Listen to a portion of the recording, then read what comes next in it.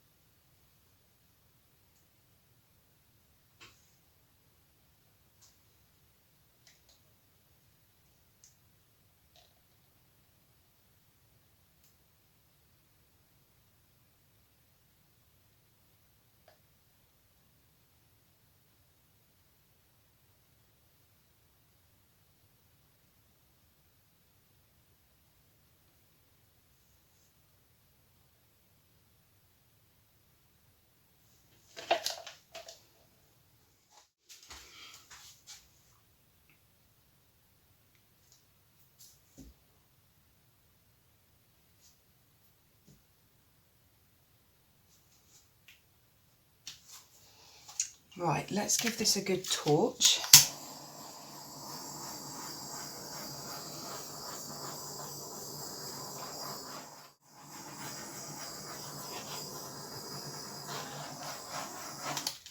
I think what I'm going to do is do some tilting first, and then I'm going to take the tape off the edges. So if I can just get a lot of this canvas covered, then I will take this tape off.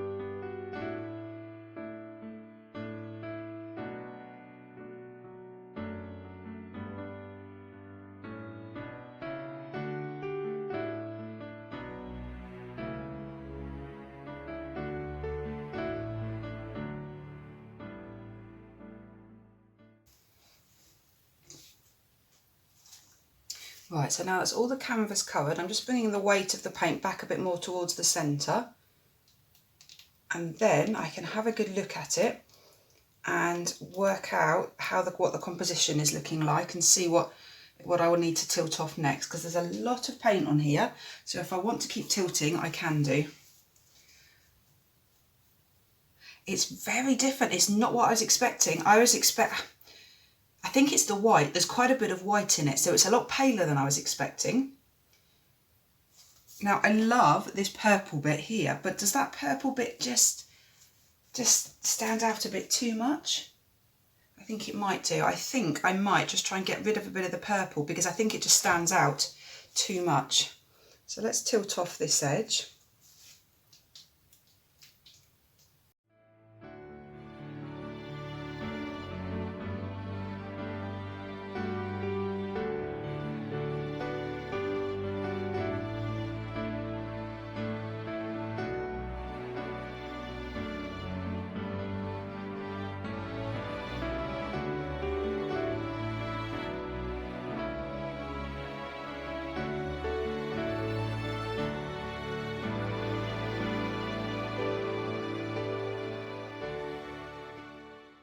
Right, now my instinct is saying to come off here a little bit now, in terms of the composition, because I've got this wonderful line, this wavy line through. So I'm going to bring the weight of the paint down. So the weight of the paint is about in line with my fingers now, and then if I tilt this way,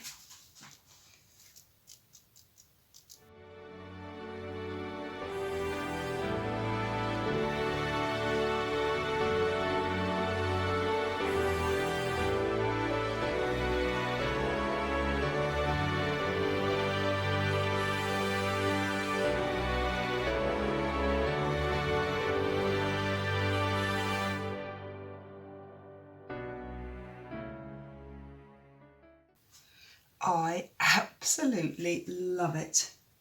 Absolutely love it. It's not what I was expecting. The colours have blended a lot more than I was thinking they would. But wow, the composition, oh, I love it. Absolutely love it. Right, I'm just going to finish the edges and then I'll get you in for a close-up.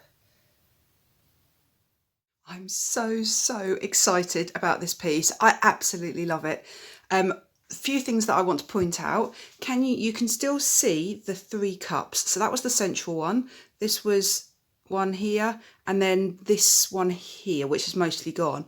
What I'm loving is just how irregular that is. I didn't want 2 straight lines, so 3 panels. I wanted it to be all irregular.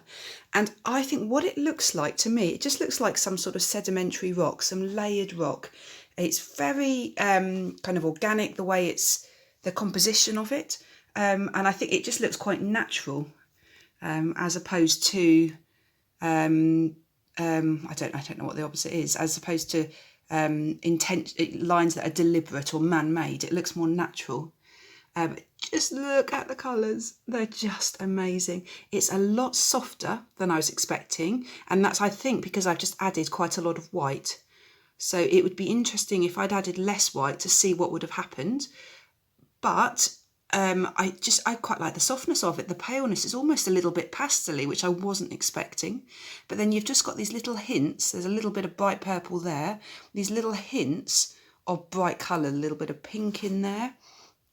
And then you've got the gold, and you've got this wonderful bright purple line here. And then the dark purple Payne's grey next to the gold. And then in terms of cells, just look at this. It's so pretty. All these wonderful sort of interactions as the paints have mixed and blended on the canvas. And what I love about a box canvas with a straight pour is you just get these wonderful solid thick sides, which I love.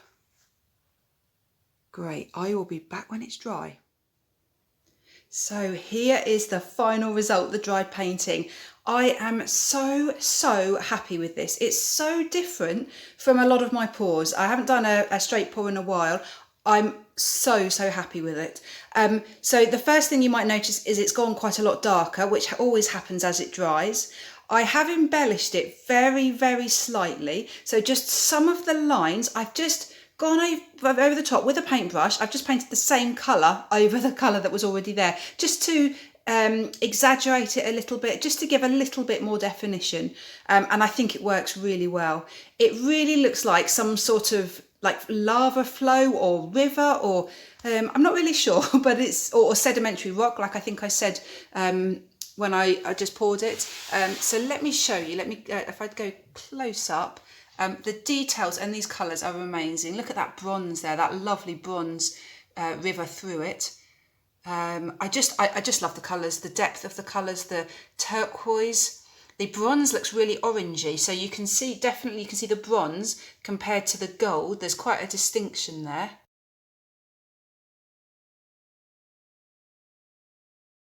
Got some very dark Payne's grey, but interestingly some little white cells that have appeared over the top. You've got quite paler areas here. The colour has muddied very slightly, but what that does is it just gives a paler section, so actually it gives really nice contrast. And again, more copper, more gold, it just really brightens it up. And then there's this amazing section with lots of cells. Really irregular interactions with the paint. It's just so fascinating. I think it's just a fascinating painting. I'm not quite sure where to look when I look at it. There's not really a focal point, but I don't think that matters. Let me know what you think. Please leave me messages, leave me some comments. I'd love to know what you think. It's very different. But I loved every second of making this painting. It was just so much fun, and I just love seeing how paintings stretch out when you create a straight pour. Great, thank you so much for watching. Please do subscribe to my channel if you haven't done so, and just hit the notification bell and then hit all, and that means you'll get all notifications of all new videos that I upload. Great, thank you so much for watching. Bye.